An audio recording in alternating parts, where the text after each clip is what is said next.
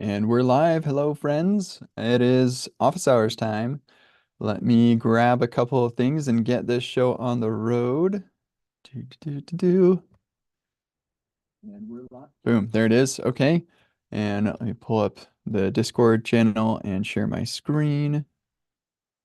Boom. Office hours is your chance once a week-ish to get help from me, ask questions, get answers. Some of the answers will be, I don't know, or the, and so yeah, because sometimes I don't know.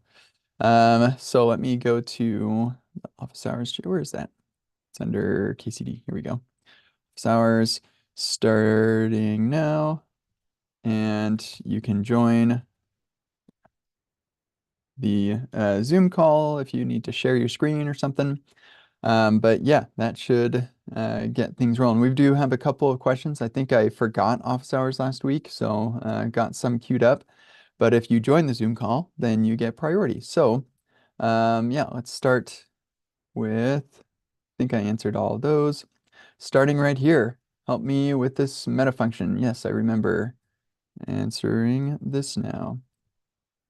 Okay, so the question is, how do I override the root TSX meta tags in other files in Remix? So we've got our meta function, we have a title, and then some OG stuff and a description. Um, and so we've got your index, and then you've got these sub pages. I want to override OG title in the profile and just the title in subscription for the meta tags, and want the same meta tags defined in root. Okay, I can achieve this using merge meta helper in the remix. Another way is write meta tags each and every page by duplicating some tags from parent. Okay. So here's what I recommend. And I actually teach about this in, I'm pretty sure, yeah, the Foundations module has an SEO segment. And so I will link to this and you can read through this stuff and even look at the diff and stuff. You won't be able to see these videos unless you have a subscription, not a subscription, a license. But if you, yeah, if you want, you can just look at the diffs, and that will give you a pretty good idea of how all this stuff works. You can also reference the Epic stack and see how we manage this sort of thing in there. I got an update today that added this by default, and I think I don't hate it, but I'm not sure. So we'll see. It's interesting that they chose that function scope applies, but not tags. So like, why is main not persisting right here and div? Huh. I mean, I think I'd hate it more if it did, but yeah, it's just interesting thoughts. Okay. So we're going to our root TSX, and yeah, we have our meta function right here. So title and name. So what I do is anything that I want to have be overridden, um, like the possibility to be overridden by children, I do this with, I put that in in the meta of the root. So title and description, I want those, I want to be able to override those. Excuse me. But then anything that I don't want to override, I will put directly in the my document, which gets rendered by the app that's exported, all that stuff. And so that's like the char set and the viewport and stuff like that.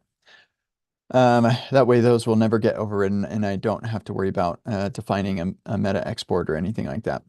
Um, yeah, and so we can take a look at export const meta here, and actually let's find that code base. We've got a couple other places where we do this. So here we have a title there. Yeah, another title. I think most of these are just titles. But yeah, the point is, yeah, here we go. We've got a title and description there. The point is that, yeah, this is all just going to override what's in the root. Now, if I did an OG image, like say I want to have a default OG image, and I don't want to have to redefine it in all of these ones below, then yeah, you just have to use the merge utility, which somebody, yeah, Kilman shared. That was nice. Thank you, Michael. Oh, right. Yeah, something's up with Remix's website right now. Something's wrong with their site. But yeah, that will probably help. Um, and so, yeah, in answer to your question, this is the way you want to do it. If you want to have some defaults, OG title and stuff, and then you have like a page you want to update the title, but you don't want to update everything else, that's when you use the merge utility. Hopefully that answers your question. I'm gonna leave it to somebody else to add an actual answer to this, and they can get all the kudos. I used to care a lot more about this, clearly. I don't anymore. Yeah, I think this is probably my most popular answer. Yeah. I answered a question about my own library and people liked it. Okay, cool. So next question here. And Jacob helped a fair bit there too. Um, yep, I think actually that's the only question. Those are all the questions. So there we go. And I don't see anybody in the Zoom. Nobody's typing in here. So this may be short. And actually, this is a good opportunity to remind myself that I need to respond to a couple of calls that have been queued up. If you have any questions, feel free to drop me a line and I will answer. We have almost 200 calls now. Each season is 50 episodes long. And yeah, we have almost 200 calls. So that is something. It's definitely something. So anyway, feel free to record your own call and I will respond. And sometimes this thing doesn't work and I don't know why. But yeah, I'll respond and we can have this awesome conversation. All right, I think my stalling tactics are yeah, unnecessary. Nobody's here. This does happen sometimes.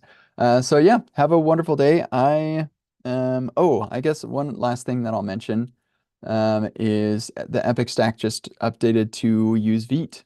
So we go over here to the Epic Stack, npm run dev, and boom, we are running a Vite server now. Dun, dun, dun, dun. Oh, hold on a second. That doesn't look like the Vite output. Well, let's see.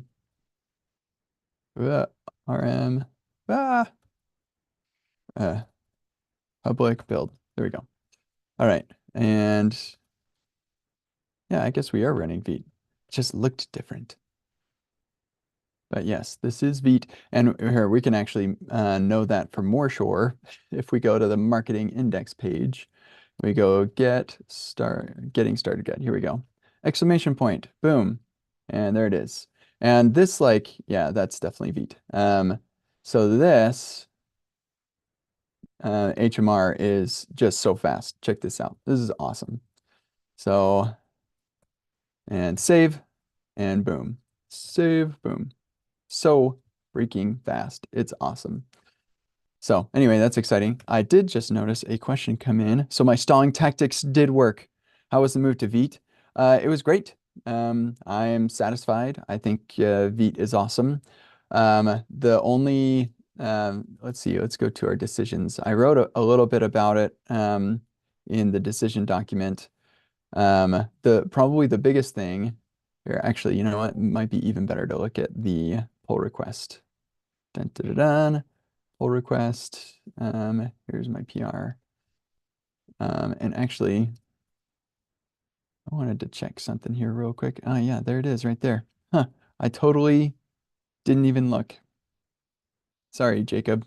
I should have waited for you to review. And actually, I should have just looked at that myself. But anyway, there you go. Yeah, okay. So probably the biggest thing was this change right here that is in our Vite config. Come on, loading, loading, loading, loading, loading, loading. There we go. This was probably the biggest thing that I had to change was make it so that any .server or .client files are ignored as routes. That way I could easily take a route and all of its server-side stuff, just shove it into a file right next to it in a .server file, and then I can have the files be co-located without having to like make an additional directory because we're using flat routes and it's awesome. I love flat routes. But I want to be able to um, I don't want to have to create a directory. So like with flat routes, you can make directories and say, here's all the stuff that's needed for this route. I don't like doing that. I just stick it all in the route itself. None of my routes, because of nested routing, none of my routes get so large that I feel like, I really wish that this was in two files. But yeah, in Vite, if you export any utilities like this require recent re-verification or verification function, this is a server-only utility, and I was exporting that from the verify route. But because this uses some utilities that come from .server files, we've got a couple of those in here. Because of that, Vite is like, hey, I don't know, like you might be using this utility inside of some client side or some code that ends up in the client. So I'm just going to blow up on you. You can't do that.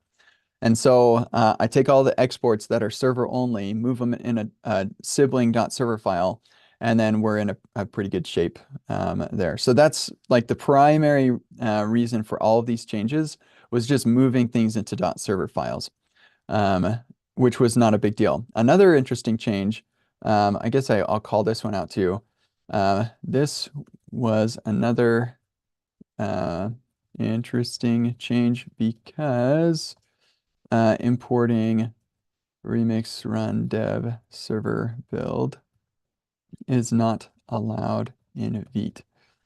And so I had to add the server build to context, which was not a huge deal either.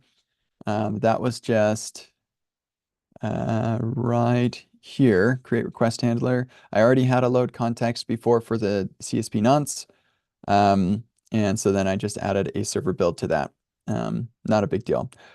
Sentry has a bug. Oh, I totally forgot. There is a Sentry. Yeah, there's an issue for that. Should have put that in the comment, but did not. So yeah, there was that, and we could delete all this stuff. I got rid of Chokedar as a dependency, which is nice. And yeah, that's pretty much it. Like there wasn't a whole lot of other stuff. Yeah, Vite was a little more strict about the exports that I had for this module. Yeah, not a huge deal. Okay. Oh, and yeah, that's pretty much it. Okay. I'm hearing a bunch of notification sounds, but I'm not seeing where they're coming from. Okay, thanks for the overview. I used Epic Stack to build a prod app. I'm excited to migrate to Vite. Yes. Yeah, your biggest thing will absolutely, if you kept around these utilities that are exported from the route modules, your biggest thing will be moving all the server-only ones over to server files. That's it. And yeah, this is not a built-in thing, so you'll want to do that too. But that's what one of the cool things about using the Epic Stack is it's like you have me on your team to show you how to do stuff. You can just wait for me to do it, and then you'll be like, oh, that's how I do it. And boom, now I did it. And it's awesome. So there you go. That's that. Okay, let me just see if there was anything else. I thought I heard like a bunch of sounds. Oh, you know what? That's probably from my family Discord. That's probably what's going on. Yeah, that's what. Oh, my nephew got baptized. Good for him. How exciting. Okay, we're gonna wrap this up. Thanks everybody for joining. And yeah, feel free to send me a call my way, and I'm gonna actually record a response to a call right now. So yeah. Oh, one last thing. The other thing that I'm working on actively is some events. So this is exciting. Epic WebConf happening, and it's going to be amazing. Look at all these awesome people. And check it out. Lots of them have this little icon right there. If you click on anybody that has that icon, we've got a couple who aren't finished yet. But if you click on people with that icon, then you can watch an interview. That is so cool because this is how you can get to know these people without or before you come to the conference, which I think is pretty awesome. And yeah, Scott's talk, I don't want AI to take my job or invade my privacy. Yeah, I'm on board. Yeah, I also do not want that. So Scott's going to talk about that, and that's going to be great. So many cool people. I just love it. It's great. Another thing on the events aspect here, we got 7 spots left for the Epic React Workshop series. Man, we must have sold a couple spots because that is not as many as I thought. I thought we had more left. And then yeah, testing fundamentals, we also sold a spot there too because I thought it was 13. And then Pixel Perfect Figma, that sold out. But somehow we have -3 spots left. I don't know how that happened. But yeah, we'll need to look at that. I wonder can I buy a ticket? Um, I think you could buy a ticket now because it's not 0. So yeah, if you want to continue that, that's hilarious. I'm not gonna have them fix that actually. We'll just like have it keep going into the negative. Oh, that is so funny. Anyway, yeah, my 5-week workshop series is gonna be amazing. So much stuff going in here, and I threw a video in here because, like, why not? Let's give you a tour. So, anyway, take a look at that. Good stuff. We've got just so many cool things going on, and you know what? Somebody who is not yet an instructor is putting together a tutorial on. Should I tell you? Yeah, it's about Git, but I'm not going to tell you who it is. It's exciting. So we're going to have a bunch of instructors on here. We've also got the tips. Oh, this is the creator side of tips because that's that. But this is what tips looks like for you. Tips, just slash tips. Thank you. So there's our tips. We're going to get more of those. And interestingly, we don't have talks on here. Where's talks? Talks. Here we go. Also got a couple talks on here. Anyway, I think I'm done. So I'm gonna go record here. Let me just double check. Yeah, I'm gonna go record a response to the Call Kent podcast, and then I'm gonna go work more on this because I've got a lot of work to do to get this thing ready. So, peace, friends. See you all in a future episode of the office hours, which, by the way, yeah, I should be doing office hours next week, but the week after that is when the workshop series starts. So I will not be doing office hours after next week, for like quite a while actually. Next week is my last office hours for like a month and a half. Because I've got the workshop series and then Epic WebConf and then React Miami, and then I'll be back. So I'm going to continue delaying because Anthony is typing something. So I'm just going to wait. Oh, Anthony stopped typing. Anthony is typing again. Maybe I should share my screen again. Yeah, so y'all can see what Anthony just typed. Okay. Yoink. All right. Hope you're doing well. I also hope you're doing well, Anthony. I have a React component that fetches some data, and in some cases, there may be no data returned from the API, and therefore I return null from the component. This is so component, if this component is rendered in a parent component, and the parent component wraps this component in a div, is it okay to render an empty div in the parent? Yes, that's absolutely fine. No problem. Um, yeah, rendering random empty divs is not a big deal. It's not going to hurt anybody. And I would prefer to keep the code simple than add like some extra logic to avoid rendering an empty div. Should you fetch the data in the parent? Well, actually, if you're going to ask me where should I fetch the data, let me show you where you should fetch the data. React router.com loader. Boom. You should be using loaders. Yeah, no worries on the late question. You should be using this. This is where you fetch data. It's at the route. This will drastically simplify all of your data fetching stuff. No use effect. Look, that's all you do.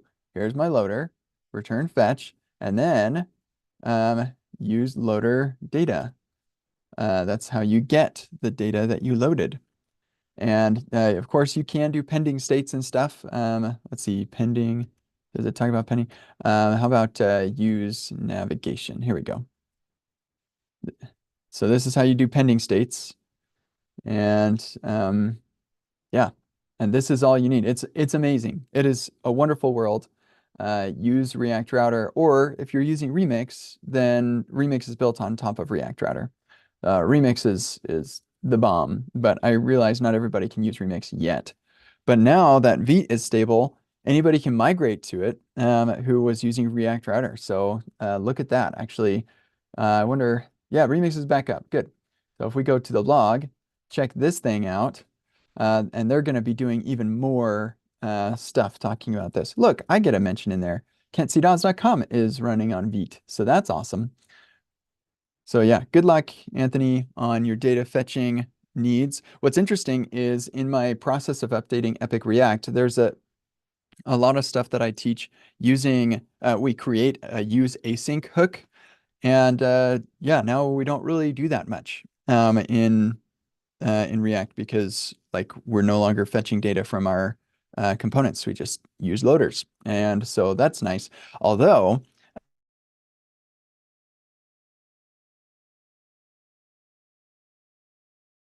and that is an asynchronous thing, but it doesn't involve fetching and connecting that to routing. Just kind of feels funny. And so I am bringing back the use async hook for that. Probably still deciding, looking into different options there. But anyway, most of the time you don't need to worry about it. Just use the loaders. Okay, that's that. Thanks everybody for joining. Yeah, the more I think about that, maybe if I did put it in the router context, then we could switch from doing the web worker to doing network calls, and that would be cool to make it easy to do that. Hmm. Yeah, it's very interesting. I'll have to think about that more. All right. Thanks, everybody. We will see you at next week for the last